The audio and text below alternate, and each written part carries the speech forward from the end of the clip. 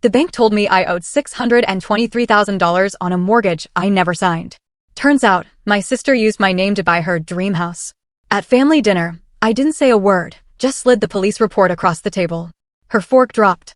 So did every jaw at that table. My world shattered with a single phone call, a betrayal so deep it tore through the very fabric of my family. I never imagined the person I looked up to my entire life would be the one to orchestrate such a cruel deception, leaving me to pick up the pieces of a life she'd systematically dismantled. Before everything imploded, I, Heather Wilson, a 29-year-old nurse in Seattle, had what I considered a pretty good life. Nothing extravagant, but it was fulfilling. For 6 years, I'd been a registered nurse in the pediatric ward at Seattle Grace Hospital. There's something incredibly rewarding about helping sick children, even on the hardest days. My colleagues were like family, and I'd built a reputation as someone reliable, someone who genuinely cared. My small, comfortable apartment in Ballard was my sanctuary, filled with plants. So many plants my friends joked it was more greenhouse than home. Those green companions gave me peace after chaotic hospital shifts. Then there was my actual family. My parents, David and Carol, lived in the same suburban home where my sister, Amanda, and I grew up. They were good people, honest, hardworking, and devoted. Amanda, 3 years my senior, was always the confident one, the achiever, the one who made friends effortlessly. I was the quiet, studious one, finding my voice only after college. But there was never any resentment, at least not that I acknowledged. I was proud of her accomplishments. As adults, we remained close. Amanda built a successful career in real estate, selling luxury properties. She married Brian Parker, a financial advisor, 5 years ago. They were a striking couple, always tanned from their frequent tropical vacations. Their social media was a catalog of curated perfection. Meanwhile, I remained single, focused on my career. Our lives couldn't have been more different, but we still met for coffee and had family dinners twice a month. Amanda would sometimes make subtle comments about my lifestyle or suggest investments I couldn't possibly afford, but I just chalked it up to her wanting the best for me.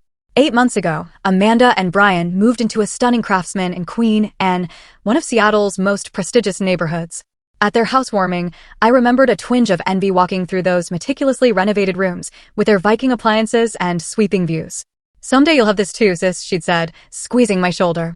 "You just need to aim higher." The day everything changed started like any other Tuesday.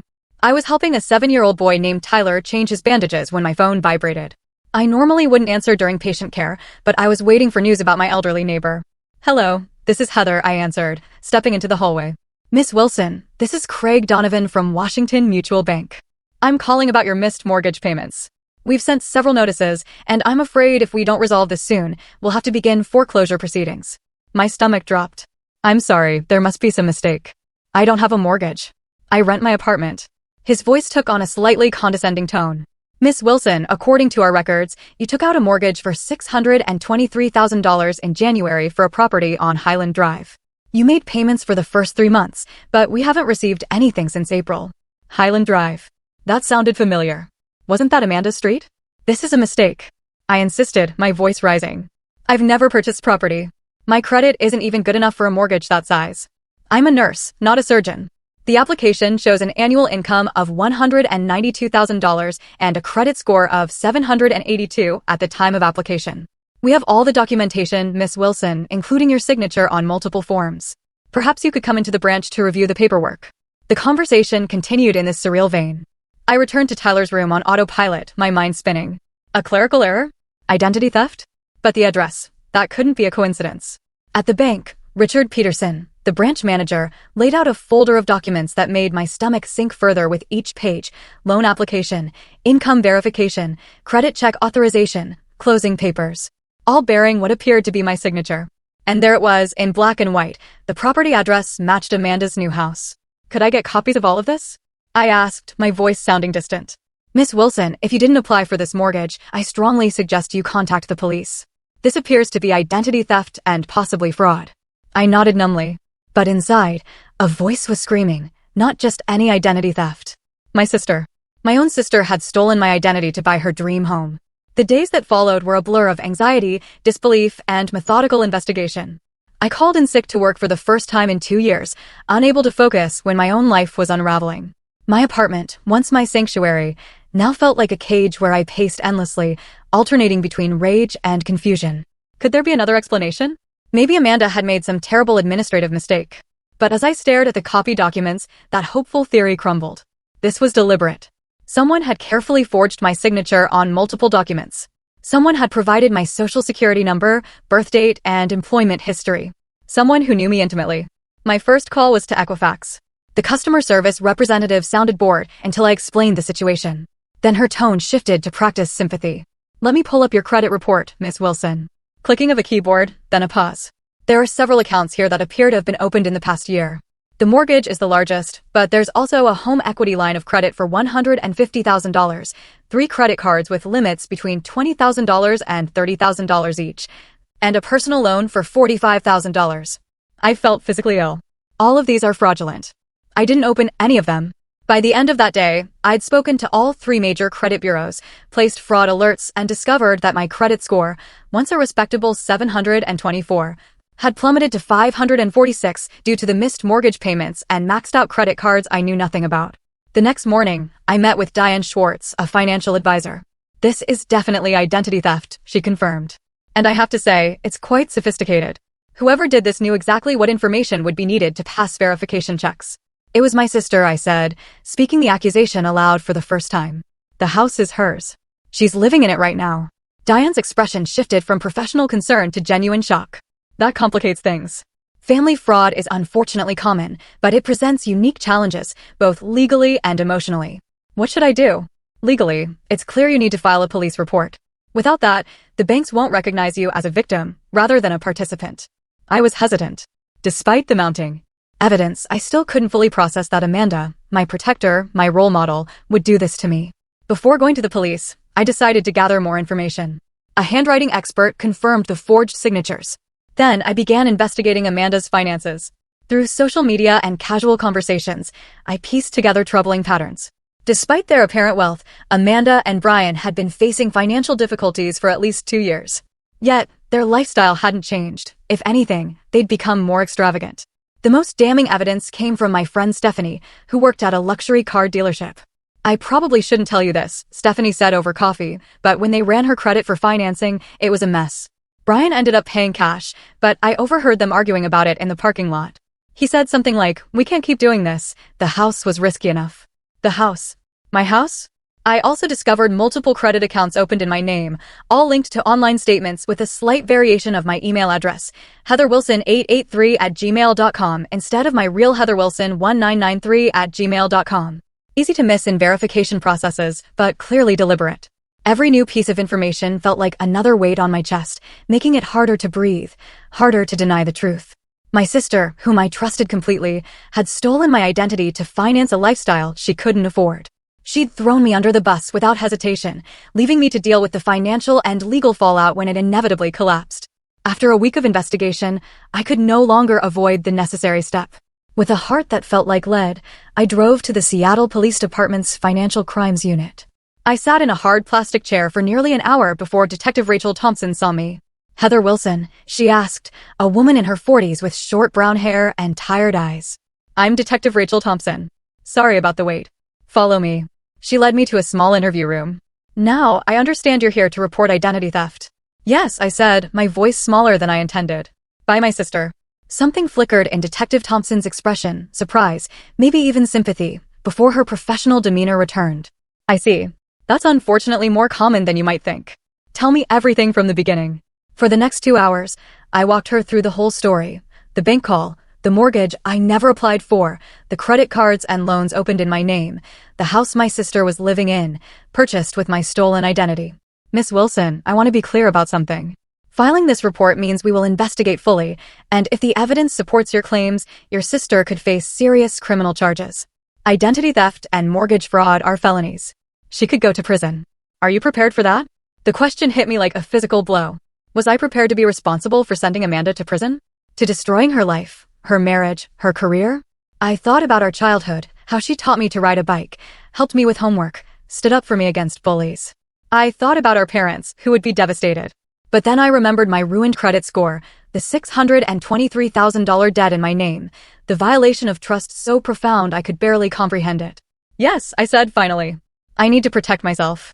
If she faces consequences for what she did, that's her responsibility, not mine." Detective Thompson nodded. "I understand this is difficult. We'll handle the investigation with discretion, but I can't promise confidentiality, especially if charges are filed. These cases become public record. As I signed the report, my real signature, not the forged one, I felt a strange mix of relief and dread. The machinery of justice was now in motion, and I couldn't stop it even if I wanted to. 2 days later, Detective Thompson called with an update. We've confirmed your suspicions, Miss Wilson. The mortgage application was submitted online using your personal information, but from an IP address traced to your sister's previous residence. We're also investigating her husband's potential involvement. Financial crimes like this are rarely committed by just one person in a household. Brian. I hadn't even considered his culpability until now. But of course he would have known. As a financial advisor, he might even have helped orchestrate the whole scheme. There's more, Detective Thompson continued. We've discovered evidence suggesting they were planning to declare bankruptcy in your name once the debts became unmanageable. There are searches from their home computer about bankruptcy laws and identity abandonment. The calculated nature of their betrayal stunned me. They hadn't just stolen my identity in a moment of desperation. They'd planned to utterly destroy my financial future while protecting their own. A week after filing the report, I received the official police documentation, a comprehensive dossier detailing the evidence against Amanda and Brian. Bank records showing transfers from accounts in my name to their personal accounts, loan applications with forged signatures, credit card statements showing purchases at stores and restaurants I'd never visited. Sitting at my kitchen table that evening, I read through each page, methodically highlighting the most damning sections. The police had done thorough work, building an airtight case. According to Detective Thompson, the district attorney was confident about pressing charges. Tomorrow was our bi-weekly family dinner. Amanda would be there, still believing her scheme was undiscovered. She didn't know I'd received the foreclosure notice. She didn't know I'd spent weeks investigating her. She didn't know about the police report that now sat in a manila folder on my counter.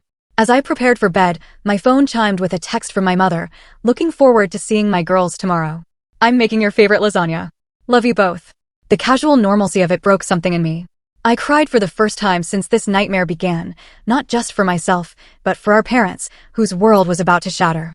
I spent nearly an hour deciding what to wear for dinner. It felt important. I settled on a simple navy dress, professional, serious. Not my usual casual attire, but this was no ordinary dinner. I applied my makeup carefully, determined that Amanda wouldn't see how much she'd hurt me. I wouldn't give her the satisfaction. As I drove to my parents' home, memories flooded back of happier family dinners. Tonight would be the last of those dinners, at least in any form I recognized. After tonight, nothing would ever be the same. I parked a block away, needing a moment to compose myself. As I walked toward the house, I spotted Amanda's white Range Rover in the driveway. Had that been a lie too? Had it been purchased with fraudulent credit in my name? The familiar smell of my mother's lasagna greeted me. For a second, I considered turning around, driving home, pretending I'd fallen ill. I could confront Amanda privately, give her a chance to make things right without public humiliation. But then I remembered the bankruptcy searches Detective Thompson had mentioned. Amanda and Brian had planned to leave me financially ruined while they walked away unscathed. They deserved no mercy. I rang the doorbell, feeling the weight of the police report in my bag like a brick. Heather. My mother opened the door, beaming. She pulled me into a hug. You look beautiful, but so serious. Everything okay at the hospital? Everything's fine, Mom, I lied, returning her hug. Just tired from a long week. Inside, my father was in his usual spot, recliner with a glass of red wine. There's my girl. Want some wine? It's that Oregon Pinot you like. Thanks, Dad, that would be nice. From the kitchen, I heard Amanda's laugh, bright and musical as always. She appeared in the doorway, wearing an expensive-looking cream blouse and tailored pants, her blonde hair perfectly styled, her smile dazzling. Heather, finally. I was telling Mom about this incredible patient success story I heard from Dr. Garner at the club. You should talk to him about potential positions in his practice. The benefits are amazing. The audacity stunned me. Here she was, having stolen my identity, offering career advice as if she had my best interests at heart. I forced a smile. I'm happy where I am, thanks. If she noticed my coolness, she didn't show it. Dinner proceeded with excruciating normalcy. Dad carved steaks, Mom served lasagna. Mark talked about his new project, the kids chattered. Amanda expertly deflected any questions about their finances, always steering the conversation to someone else's affairs. Heather, you're quiet tonight, my father observed as we neared the end of the main course. Rough week. I sat down my fork carefully. You could say that. Anything you want to talk about? Mom asked, her forehead creasing. Amanda jumped in before I could respond. Oh, leave her be, Mom. Not everyone needs to process everything out loud like me. She laughed, flipping her hair. Some people just need to mull things over privately. The irony was almost too much. Here was Amanda, who had committed crimes that would soon become very public, advocating for my privacy. Actually, I said, meeting my sister's eyes directly, there is something I need to discuss with all of you. A flicker of unease crossed Amanda's face, quickly replaced by her usual confident smile. Sounds serious. Let's at least have dessert first. I brought that chocolate mousse cake from Dahlia that you love, Heather. That can wait, I said firmly. The table fell silent. Even the kids sensed the sudden tension. Mark, why don't you take the children into the living room? My mother suggested, her instincts for family drama finally tuned. Once the children were settled, I reached into my bag and pulled out the manila folder. My heart pounded so loudly I was certain everyone could hear it. Amanda's eyes fixed on the folder, her smile faltering. What's that, honey? My father asked. I took a deep breath. The moment had arrived. There was no turning back. This, I said, placing my hand on the folder, is a police report. The silence deepened. My mother's eyes widened. My father sat down his wine glass carefully. Brian, who had been largely quiet, suddenly looked alert, his gaze darting between the folder and Amanda. A police report? My mother echoed. Heather, what happened? Are you all right? I'm not all right, Mom. I've been the victim of a crime. I looked directly at Amanda as I slid the folder across the table toward her. Identity theft and fraud, to be specific. Amanda didn't touch the folder. Her face had gone very still, her animated expressions frozen. What are you talking about? She asked, her voice unnaturally high. Open it, I said quietly. Brian placed his hand on Amanda's arm. Maybe we should discuss this privately, Amanda. There's nothing to discuss, she responded quickly, still not touching the folder. Heather's obviously confused about something. My father, never one for tension, tried to lighten the mood. Is this some kind of joke, girls? It's not a joke, Dad. I reached across the table and flipped open the folder myself, revealing the first page of the police report with its official letterhead and case number. 2 weeks ago, I received a call from Washington Mutual Bank about missed mortgage payments on a $623,000 loan I never took out for a house I've never owned at 4872 Highland Drive. My mother gasped softly. But that's Amanda and Brian's address. I finished for her. The dream house they'd been showing off to everyone for months was purchased through a mortgage fraudulently obtained in my name, along with a home equity line of credit, 3 credit cards, and a personal loan. All maxed out. All in default. All eyes turned to Amanda, whose face had drained of color. For several seconds, no one spoke. Then Amanda laughed, a brittle, forced sound. This is ridiculous. There's obviously been some kind of mistake. A bank error. Or the police don't think so, I interrupted. Neither does the handwriting expert who confirmed the forged signatures. Neither does the IP address evidence showing the mortgage application was submitted from your old condo. Brian abruptly stood up. We should go, Amanda. We don't have to listen to these accusations. My father found his voice, deep and trembling with anger. Sit down, Brian. Both of you need to explain what the hell is going on. Amanda's demeanor suddenly shifted. The deer-in-headlights look vanished, replaced by cold calculation. Fine. You want an explanation? We hit a rough patch. Brian's firm collapsed when his partner embezzled funds. My commissions dried up during the market correction. We were about to lose everything we'd worked for. So you decided to steal my identity? I asked incredulously. To saddle me with over $800,000 in debt I knew nothing about? It was supposed to be temporary. Amanda's voice rose. Once the market recovered, once Brian's new clients came through, we were going to refinance everything properly. That's a lie, I said quietly. The police found your searches about declaring bankruptcy in my name. You were never going to make this right. You were planning to destroy my financial future to save yourselves. My mother began to cry softly. My father's face had turned an alarming shade of red. Amanda, he said, his voice dangerously quiet, tell me this isn't true. Tell me you didn't do this to your sister. For a moment, Amanda seemed on the verge of another denial. Then her shoulders slumped. We were desperate. You don't understand what it's like, having achieved a certain lifestyle, certain status, and then watching it all slip away. People were counting on us to be successful clients, friends, family, everyone. I was counting on you to be my sister, I said, my voice breaking. To love me, not betray me. Brian suddenly turned on Amanda. I told you this would blow up in our faces. I told you we should have found another way. There was no other way. Amanda shouted back. Your brilliant investment strategies lost us everything. What was I supposed to do? Not commit felony fraud using your sister's identity. Brian retorted. Do you have any idea what this means? We could go to prison, Amanda. My parents watched this exchange in stunned silence. Then my father stood up, his hands shaking. Get out. Both of you. Get out of my house. Dad, please, Amanda began, her eyes filling with tears. Whether genuine or calculated, I couldn't tell anymore. You have to understand. I understand perfectly, he cut her off. You stole from your sister. You lied to all of us. You were willing to destroy Heather's life to maintain your facade. I don't even recognize you anymore. My mother, still crying, looked at Amanda with devastation. How could you do this after everything we taught you about honesty, about family? What happened to you, Amanda? Nothing happened to me, Mom, Amanda said, a hint of defiance returning. I just refuse to fail. Unlike the rest of this family, I have ambition. I have standards. Do you think I wanted to end up like Heather, living in a tiny apartment with plants as my only companions? The casual cruelty of her words stunned me. Is that what you really think of my life? That it's some kind of failure because I don't have a mansion or a luxury car? You could have had more, Amanda said bitterly. You're smart enough, but you've always settled for less. Honestly, it's not like you were even using your good credit score for anything important. Brian grabbed her arm. Enough, Amanda. We're leaving now. He turned to me, his expression a mixture of anger and fear. This isn't over, Heather. You have no idea what you've done by filing that report. I know exactly what I've done, I replied steadily. I've protected myself from criminals. That's what you both are, criminals. And now you'll face the consequences. As they gathered their things to leave, my mother called after Amanda, the police. Will they arrest you? Amanda paused at the door. For a moment, her mask slipped, and I saw genuine fear in her eyes. I don't know, Mom. Probably. After they left, the three of us sat in stunned silence. My father poured himself another glass of wine, his hands still shaking. My mother wiped her tears with a napkin, looking suddenly older than her years. I should have seen it, she said finally.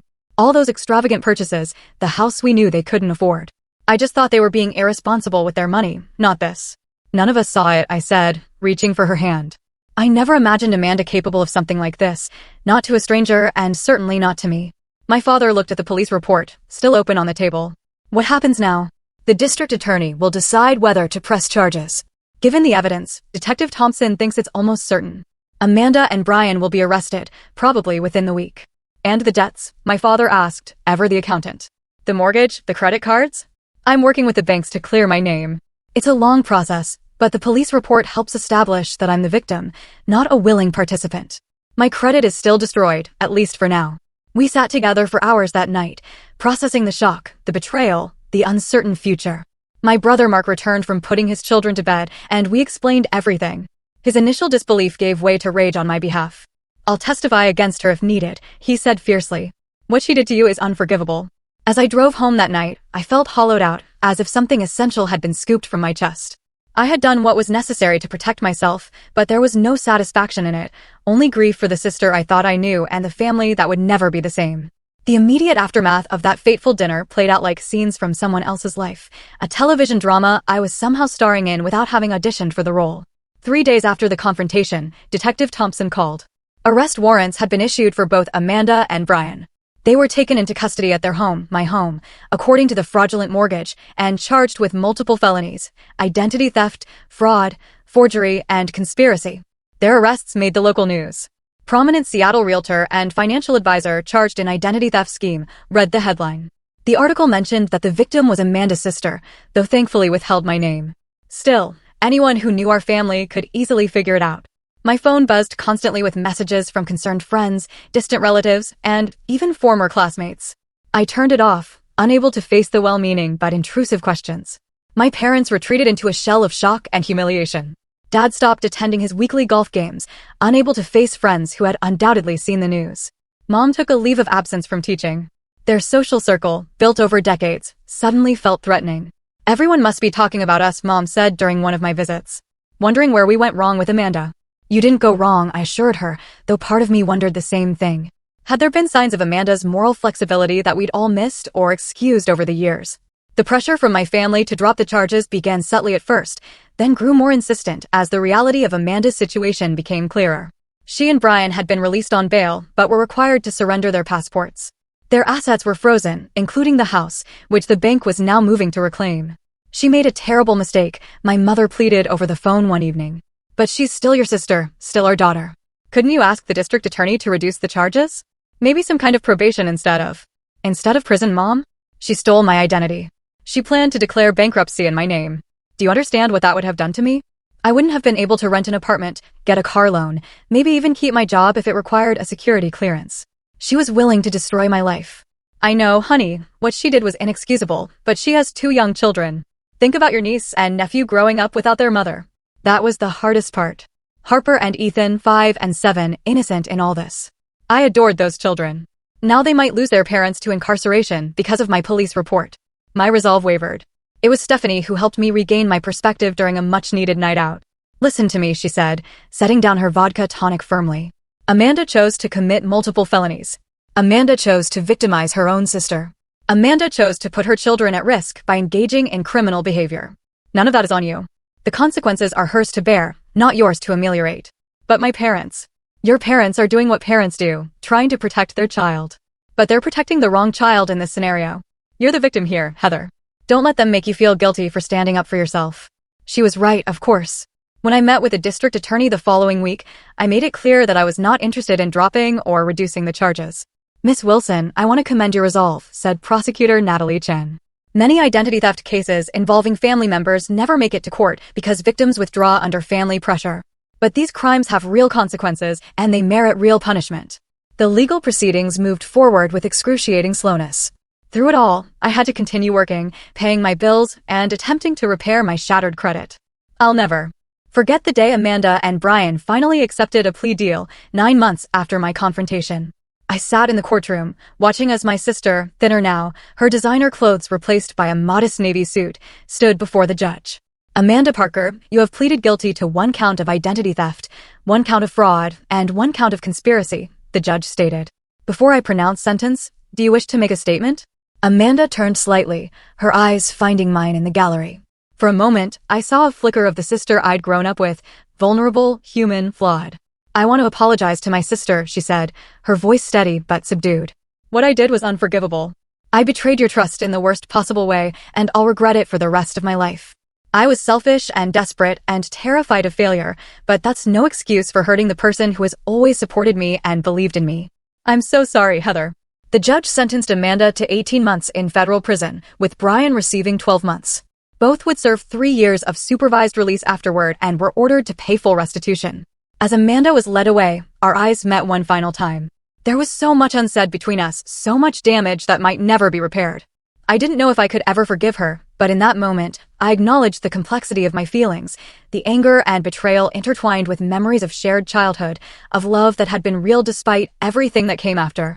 The weeks following the sentencing were a blur of practical matters. The bank foreclosed on the house, selling it at auction. I worked with credit agencies to remove the fraudulent accounts from my record, a frustratingly slow process. My relationship with my parents remained strained. They visited Amanda regularly but rarely mentioned these visits to me. We tried to maintain some semblance of family connection, but our conversations were superficial, carefully avoiding the elephant in the room. Thanksgiving came and went, the first one in my memory without a full family gathering. Christmas was equally fractured. The traditions that had anchored our family life for decades had been shattered along with our trust. The day the bank finally removed the fraudulent mortgage from my credit report felt like emerging from a long, dark tunnel. My credit score was slowly recovering. I'd moved to a new apartment, wanting a fresh start in a place untainted by memories of betrayal.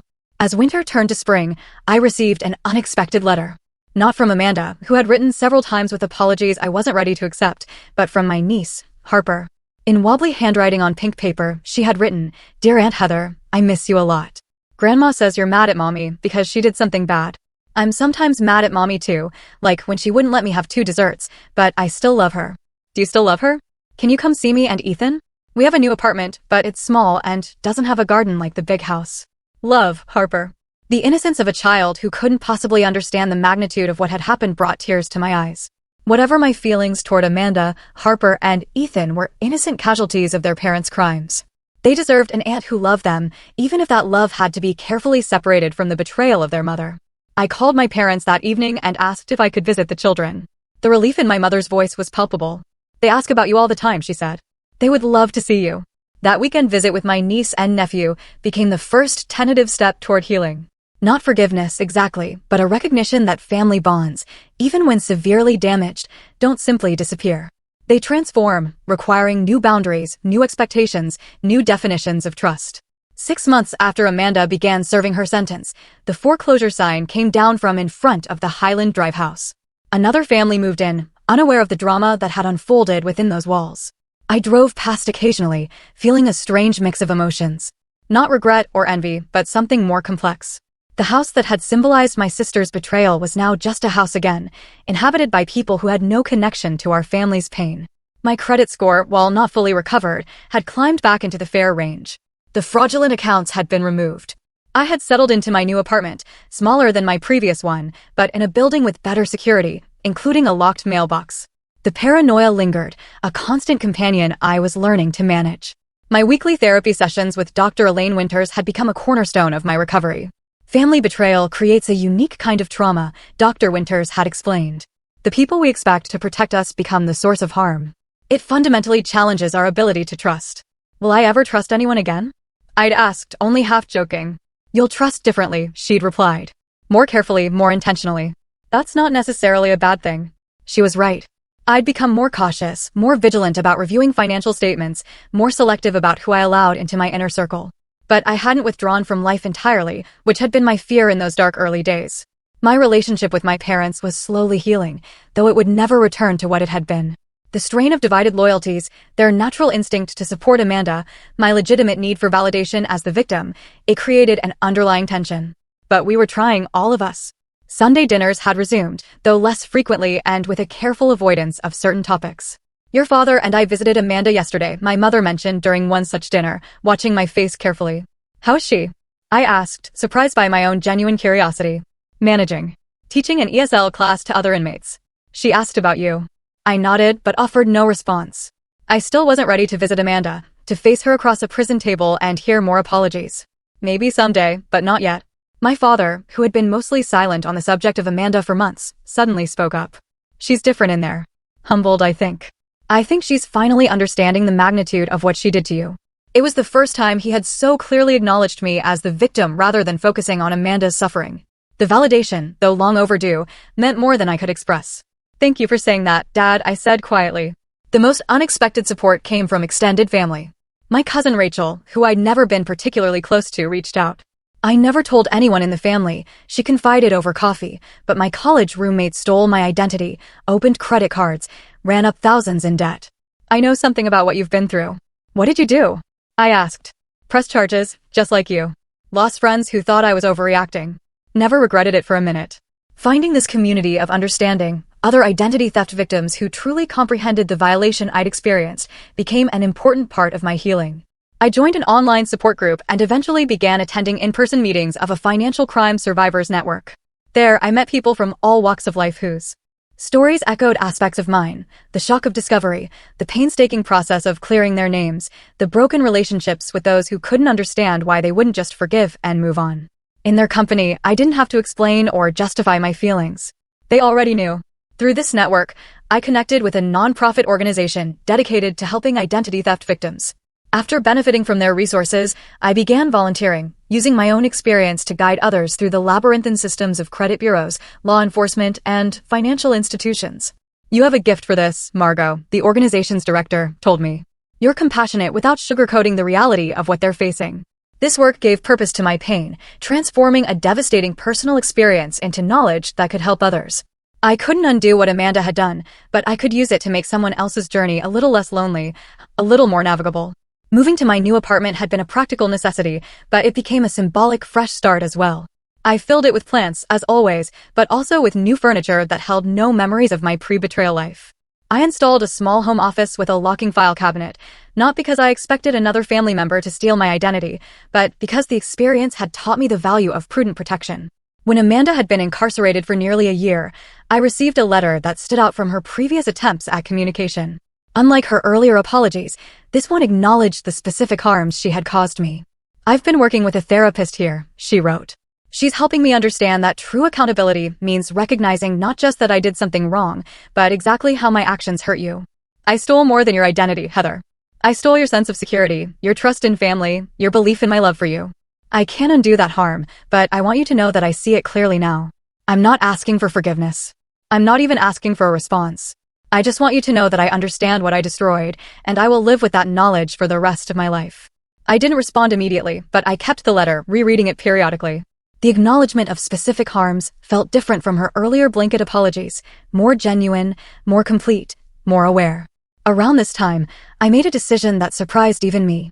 Using some of the restitution money that had finally begun arriving from Amanda and Brian's seized assets, I put a deposit on a small house with a generous yard, perfect for an expanded garden. The irony wasn't lost on me. My sister's crime had ultimately led to me achieving the home ownership she had fraudulently claimed in my name. The day I signed the legitimate mortgage papers, a moment that should have been purely joyful, I experienced an unexpected wave of emotion. Sitting in the loan officer's office, reviewing documents remarkably similar to those that had been forged in my name, I felt a strange closing of a circle. "Is everything all right, Miss Wilson?" the loan officer asked. "Yes," I said, signing my actual name to a loan I had chosen for a house I could afford. "Everything is fine. Better than fine, actually." Taking ownership of my new home became a powerful act of reclamation. I painted the walls colors I loved, planted a vegetable garden, and invited friends for a housewarming party, my first real celebration since before the identity theft discovery. Stephanie brought champagne and a doormat that read, "Not today, identity thieves." Dark humor that made me laugh despite myself. My parents came too, bringing a houseplant and awkward good wishes. They were trying, in their way, to support this new chapter while still maintaining their relationship with Amanda. "It's a lovely home, Heather," my mother said, hugging me tightly. "We're so proud of you." "For buying a house?" I asked. "For everything," my father clarified. "For how you've handled all of this, with dignity and strength." It wasn't complete healing, that would take years more if it ever fully arrived. But it was acknowledgement, and that mattered. 2 weeks after my housewarming, I did something I'd been considering for months. I drove to the Federal Correctional Institution where Amanda was serving her sentence and added my name to her visitors list. I wasn't ready to see her yet, but I wanted the option available when and if that day came. As I continue rebuilding my life, I've come to understand that healing isn't a destination but a process. Some days I feel strong and forward-looking, others, the betrayal feels fresh and raw. I've learned to accept both realities as part of my journey. What happened between my sister and me is a story with no neat ending, no perfect resolution. Family bonds, once broken by betrayal, can never be completely restored to their original form. But they can transform into something new, something more honest perhaps, with clearly established boundaries and carefully rebuilt trust. I don't know if Amanda and I will ever reclaim anything resembling our former closeness. I don't know if I'll ever fully trust her again. But I know that I've survived the worst betrayal I could imagine, and I've emerged stronger, wiser, and more self-reliant than before. If there's a lesson in all of this, it's that trust should be treated as the precious resource it is, given carefully, guarded appropriately, and withdrawn when necessary for self-protection. Love and trust aren't the same thing, a distinction I never fully understood until now. I can love my sister while acknowledging that she violated my trust in ways that may never be fully repaired. This experience has taught me that family loyalty has limits and should have limits. That standing up for yourself, even against those you love, isn't selfish, but necessary. That forgiveness, if it comes, must follow accountability, not replace it. I'm still writing my story, still finding my way forward. But I know this much, I refuse to be a victim in silence. I refuse to sacrifice my financial future to protect someone who hadn't protected me. I refuse to accept betrayal as the price of family peace. And in those refusals, I found my strength. What about you?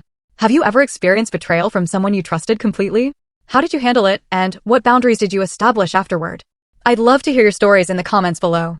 If this account has helped you feel less alone in your own experience of family betrayal, please consider giving it a like and subscribing to my channel for more real-life stories of resilience and recovery.